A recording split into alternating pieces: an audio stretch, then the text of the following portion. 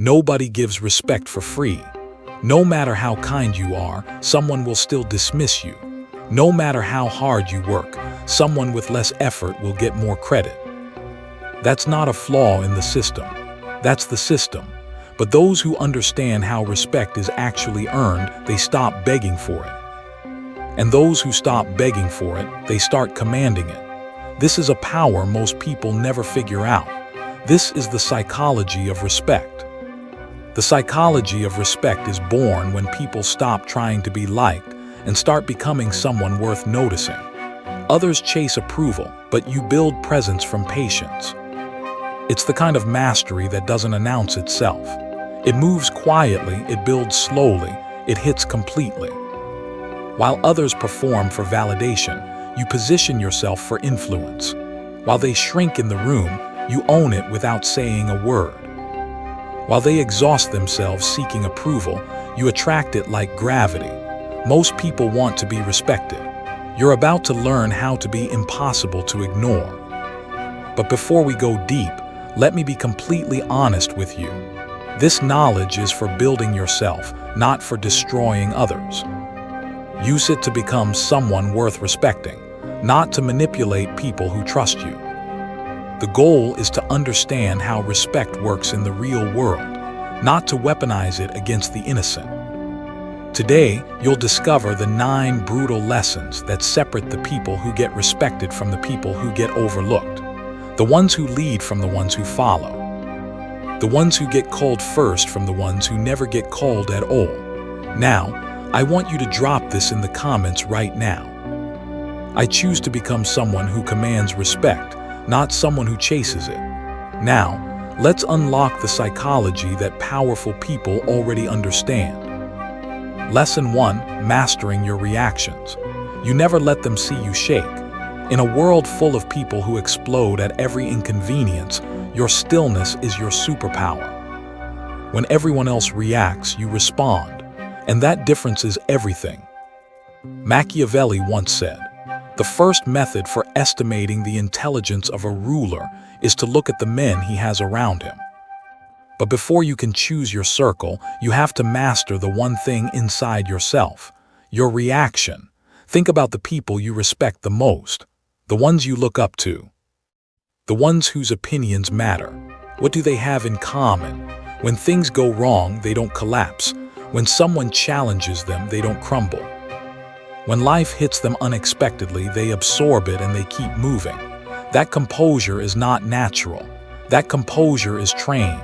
Here's the brutal truth. Every time you explode emotionally in public, you lose status. Every time you let someone see exactly how rattled you are, you hand them leverage.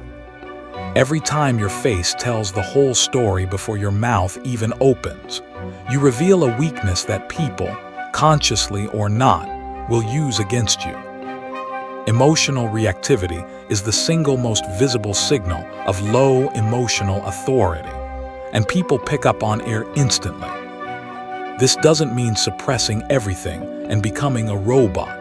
It means building the internal architecture to process pressure without broadcasting it. When you receive bad news, pause before you speak.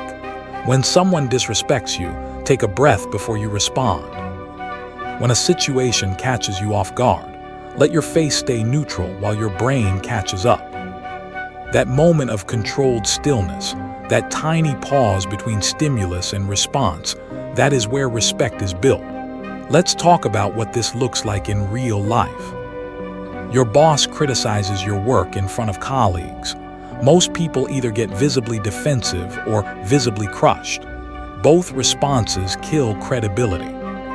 The person who pauses, nods, and says, "Good point. Let me revisit that and improve it." That person walks out of the room with more respect than they walked in with. Someone challenges your idea aggressively in a meeting. Most people rush to defend themselves, stumbling over their words, voice tightening. The person who lets the challenge land, thinks for 2 seconds, and responds calmly with precision. That person just became the most powerful person in the room.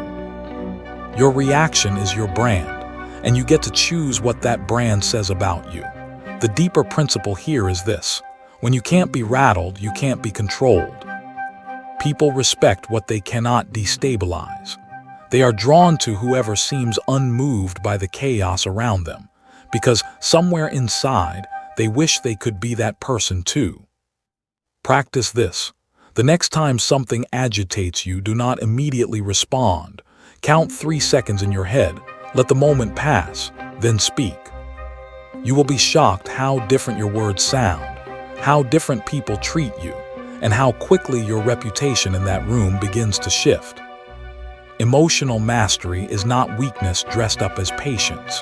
It is the most ruthless form of power because it is invisible and it is always working. And here is what most people will never tell you. You can train this. You can build it the same way you build a muscle.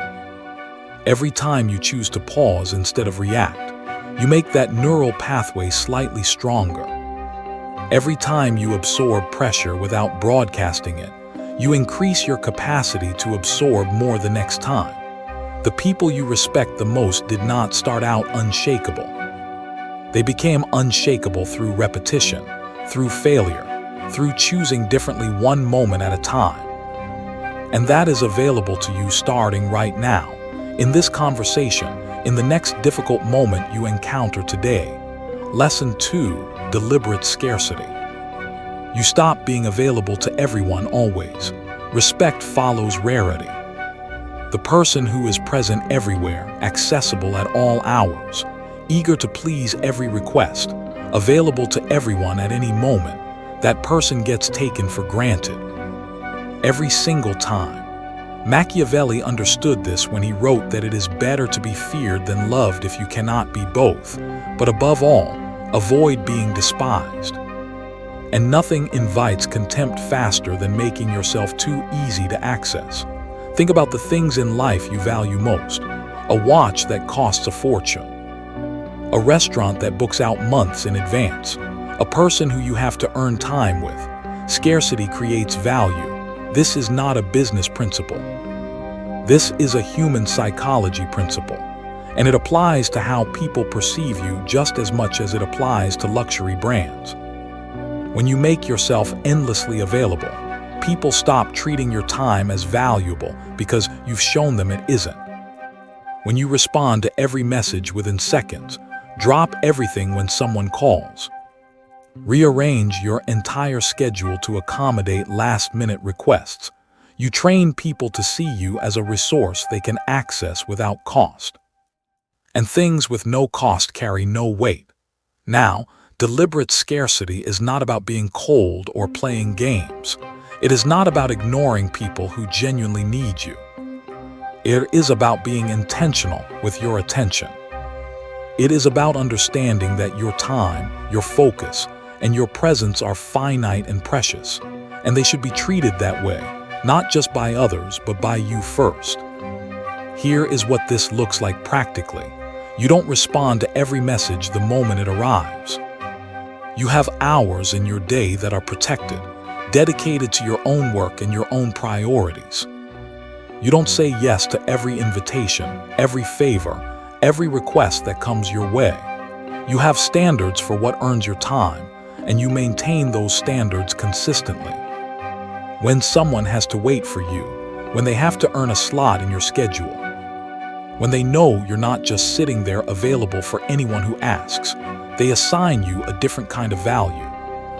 They show up differently when you do give them your time. They listen more carefully when you speak.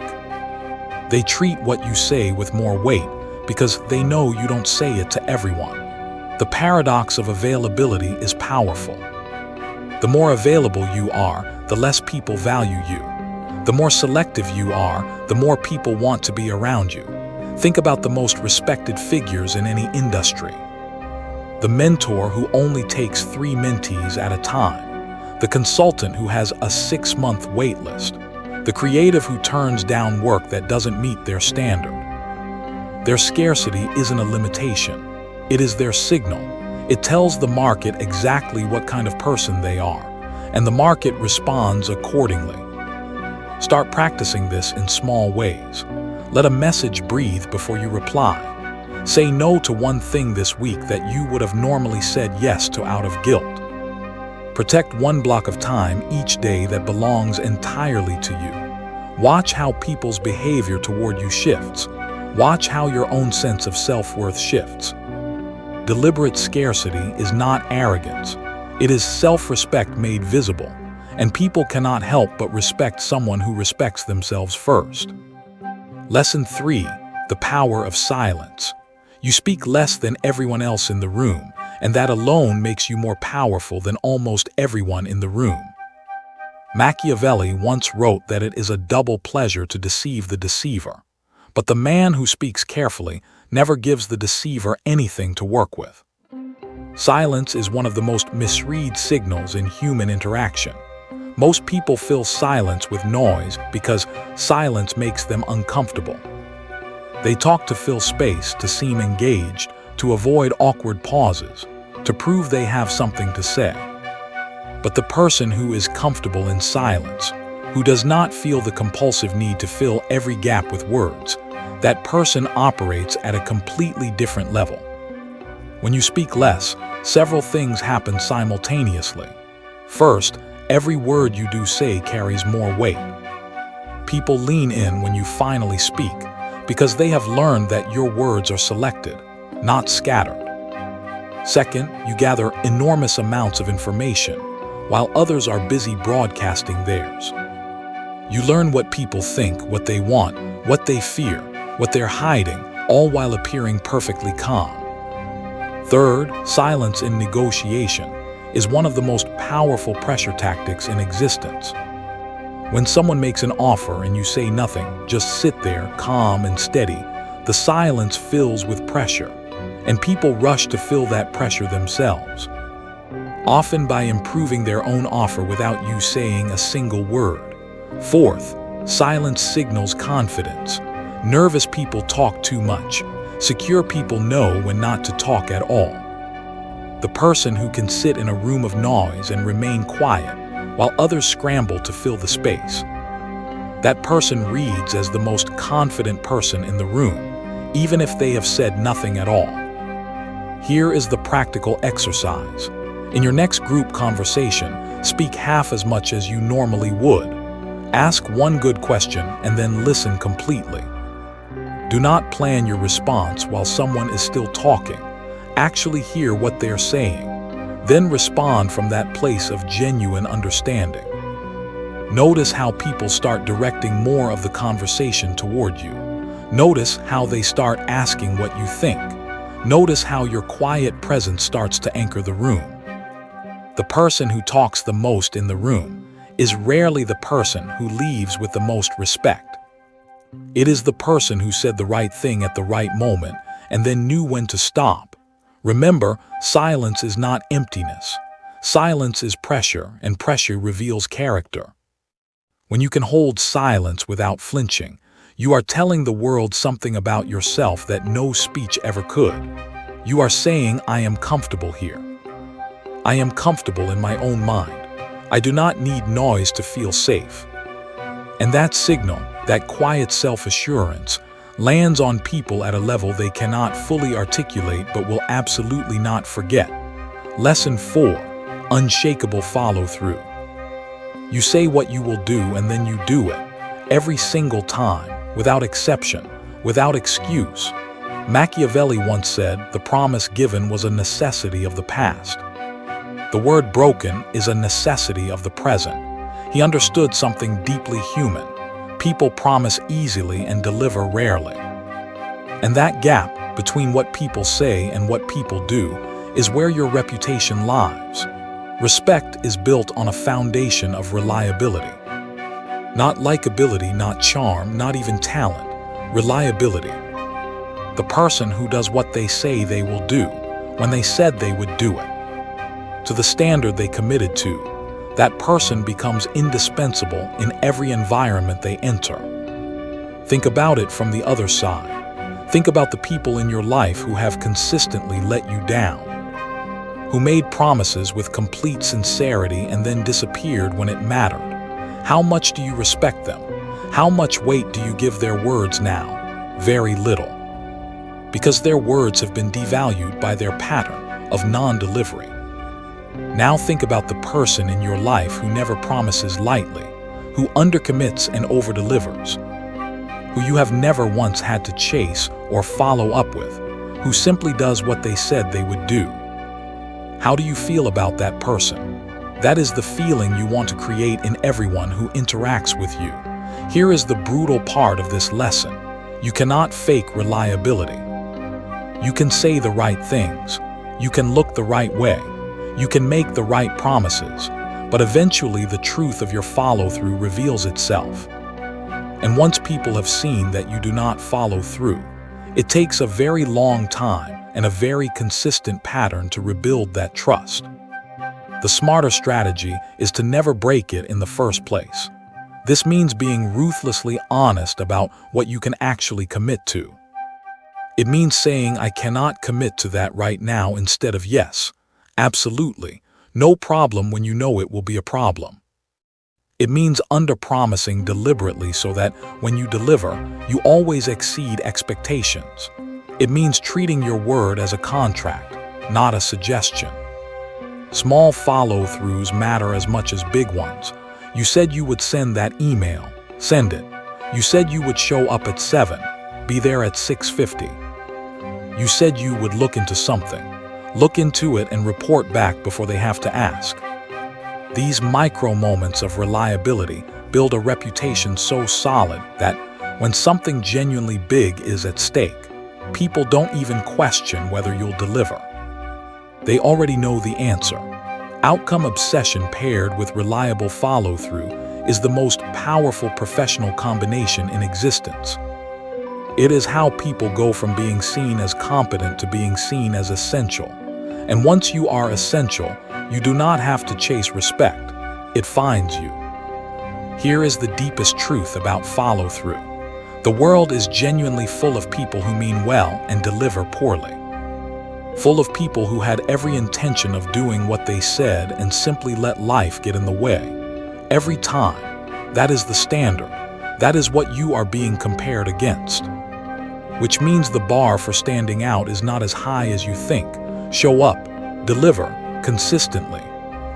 And in a world of chronic underdelivery, you will look extraordinary simply by being ordinary in the right way, every single time. Lesson 5. Commanding body language. Your body speaks before your mouth opens, and most people are saying the wrong things without knowing it. Machiavelli observed that men in general judge more by their eyes than their hands, for everyone can see but few can feel. What people see when they look at you shapes everything. Every impression you make, every interaction you have, every negotiation you enter is being influenced by the non-verbal signals your body is sending before you have said a single syllable. And most people have never been taught how to control those signals. Here is what low-status body language looks like. Shoulders rolled forward, eyes that break contact first, hands that fidget, touch the face, cross nervously over the chest, posture that collapses under social pressure. A voice that rises at the end of statements as if every sentence is a question. A laugh that comes too quickly, too eagerly, trying to please whoever is speaking. These are all signals that say I am not sure of my place in this room, and people read them instantly, consciously or not, and adjust how they treat you accordingly. Here is what commanding body language looks like. Shoulders back, chest open, spine long. Eye contact that is warm and steady, not aggressive but unafraid. Hands that move with purpose or rest comfortably. A posture that does not shift or shrink when someone challenges you.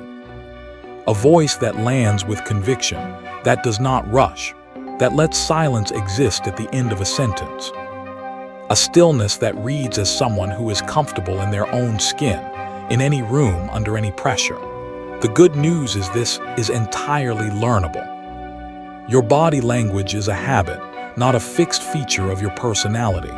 And like any habit, it can be changed through deliberate, consistent practice. Start with your spine. Right now, sit up, pull your shoulders back, Open your chest. That single adjustment changes your internal state and changes how others perceive you simultaneously.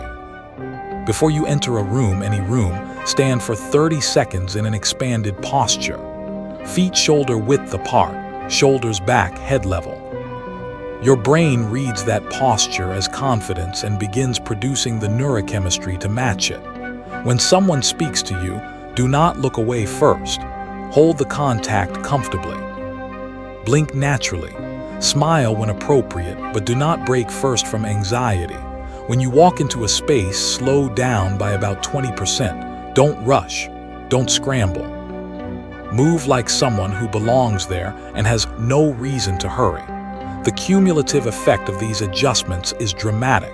People will respond to you differently.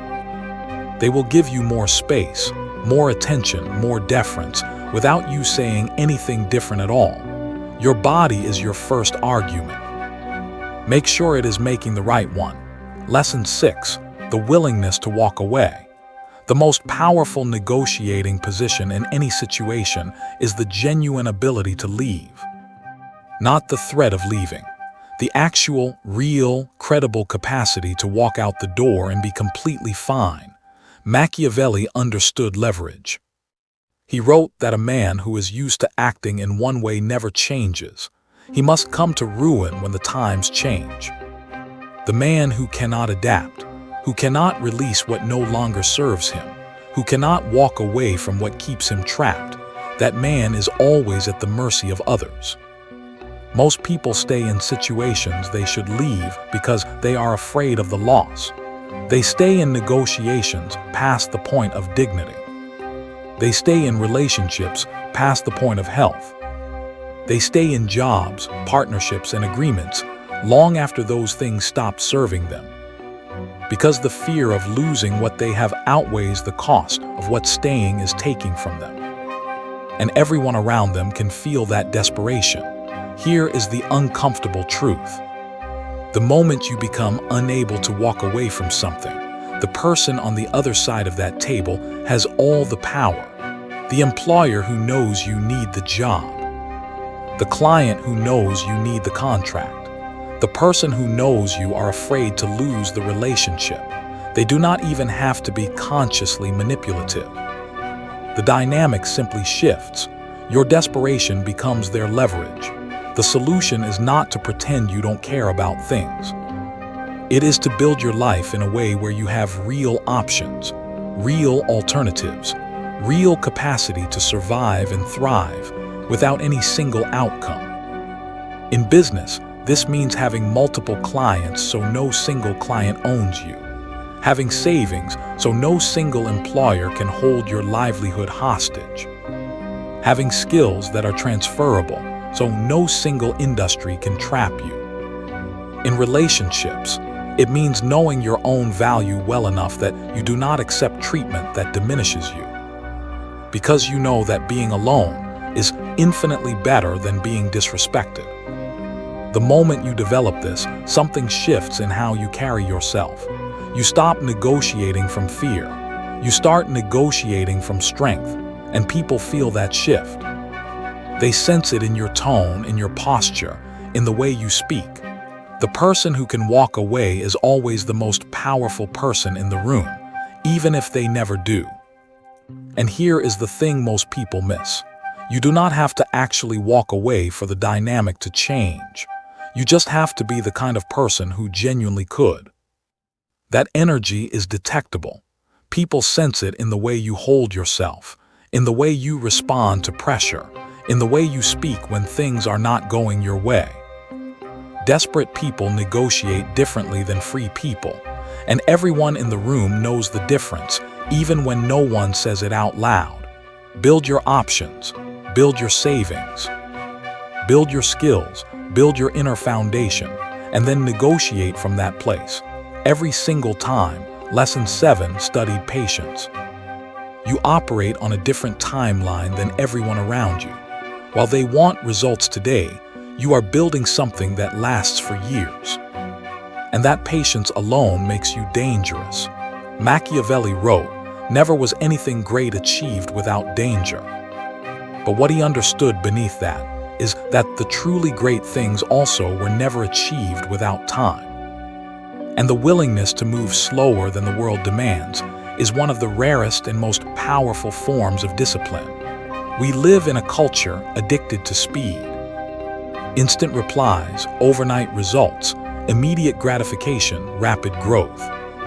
And because everyone is moving at that speed, the person who is willing to slow down, to think deeper, to build longer, to wait for the right moment instead of acting on the first opportunity, that person has an almost unfair advantage. Studied patience is not laziness.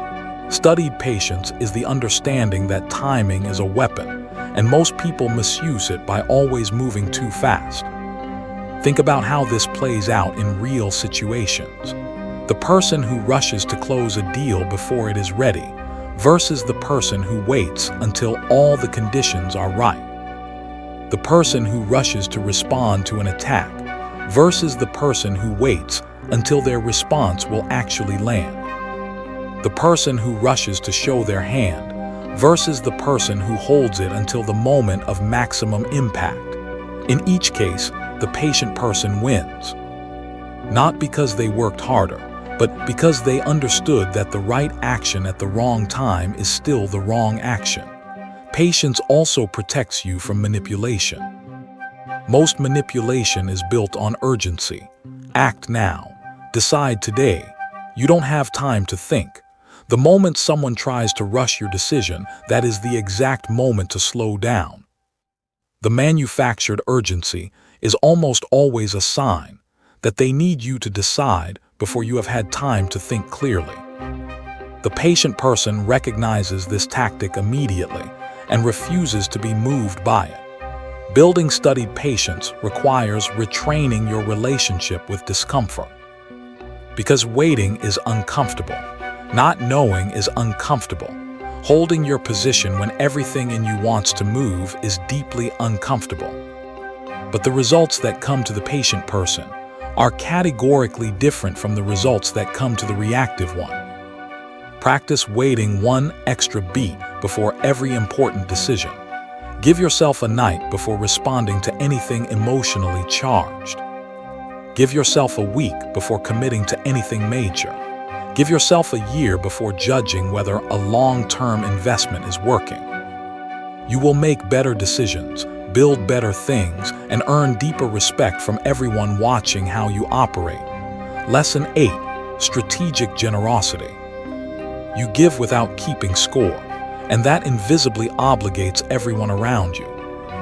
This is perhaps the most misunderstood lesson of all, because most people think generosity and power live on opposite ends of the spectrum.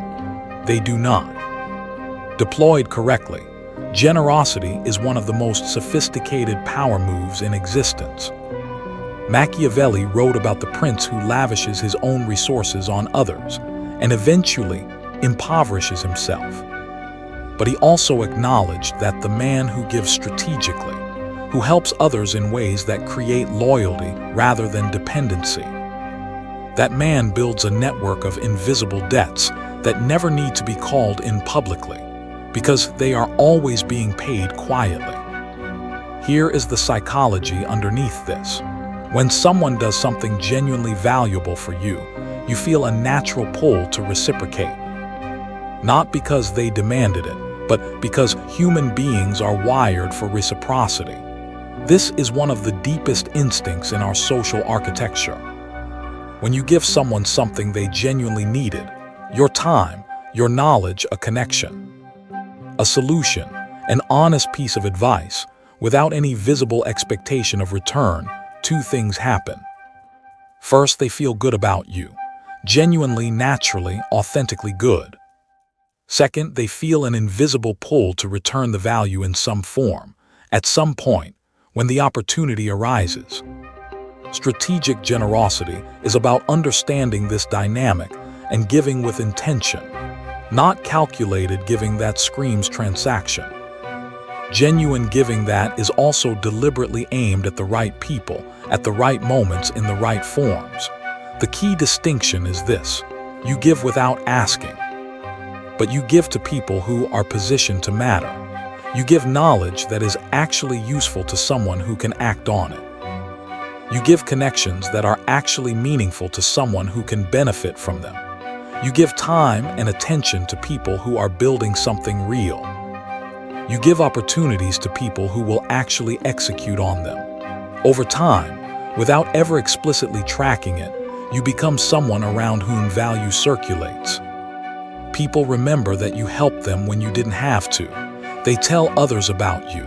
They open doors for you without being asked. They advocate for you in rooms you're not in, all because you gave first and gave well. The ethical core of strategic generosity is that it only works when it is actually generous, when you genuinely want the other person to win. The moment it becomes purely transactional, the moment people feel the calculation behind the kindness, the effect dissolves completely. Give because you want to. Give because it makes you the kind of person you respect, and let the returns which will come arrive on their own terms. Lesson 9: Identity as infrastructure. You know exactly who you are, what you stand for, and what you will never compromise, and that clarity reads as something almost no one else has. Machiavelli wrote that a prince ought never to make common cause with one more powerful than himself to injure another. In other words, know where your interests truly lie. Know who you are, because the person who does not know who they are will follow anyone who tells them. Most people are defining themselves in reaction to others. They are whoever the room needs them to be, whoever the relationship demands, whoever the situation pressures them to become. They drift, and people sense that drift. They sense that this person has no fixed center, that they can be swayed, shaped, redirected, and reshaped by whoever has the most social pressure in any given moment. And while that kind of adaptability might seem safe, it actually destroys respect faster than almost anything else. Because people cannot fully trust someone who has no fixed self. They cannot depend on someone they cannot predict at the level of values. They cannot fully respect someone they can see bending in every wind. Identity as infrastructure is different from rigidity. A rigid person cannot adapt their style. A person with a clear identity adapts their style constantly, but their core never moves. They know what they believe. They know what they will not do. They know what matters to them and what doesn't. They know what kind of person they are, not in theory, but in practice, when it is inconvenient, when it costs them something, when it would be far easier to bend. When someone tests your boundaries and you hold them without aggression, that is identity as infrastructure. When someone offers you a shortcut that requires compromising what you stand for, and you decline without drama, that is identity as infrastructure. When everyone around you shifts their opinion because the social wind changed, and you remain where you were because your position was never based on the wind, that is identity as infrastructure. And people notice. They may not consciously identify what they are noticing, but they feel the solidity of someone who knows themselves. They feel the difference between a person and a mirror. They are drawn to it because most people have never developed it in themselves. Building this requires getting honest about your actual values, not the values you say you have, the values you demonstrate when things get hard. What have you protected even when it cost you? What have you refused to do even when it would have been easier? What do you consistently show up for, even on the days you don't feel like it? Those are your real values. Build your identity on those. Own them publicly. Defend them quietly. And let the clarity of knowing exactly who you are do what nothing else can. Command respect without saying a word. You have just learned the 9 brutal lessons that make people respect you instantly. But knowledge sitting still in your head changes nothing. Pick the one that hit you the hardest. The one that, if you practiced it consistently for 30 days, would change how people in your life treat you. Not all 9 at once. 1. Master that one until it becomes automatic. Then move to the next.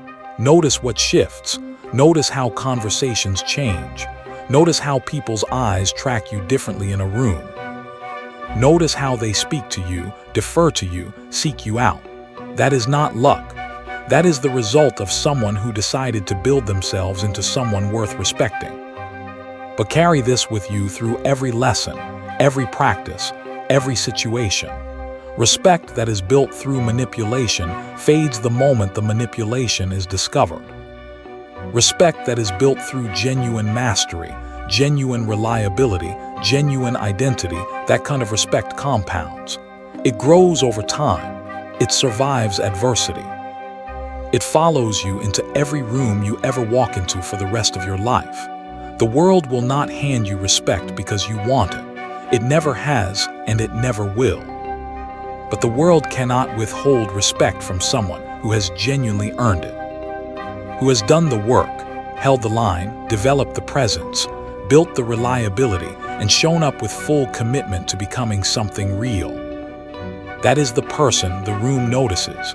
That is the person people remember. That is the person who never has to ask for respect, because they have become the kind of person that makes respect inevitable. Which of these 9 lessons is the one you have been avoiding the longest? Drop it in the comments. That avoidance is the exact place your growth is waiting. If this shifted something in the way you think about power and respect, hit the like button.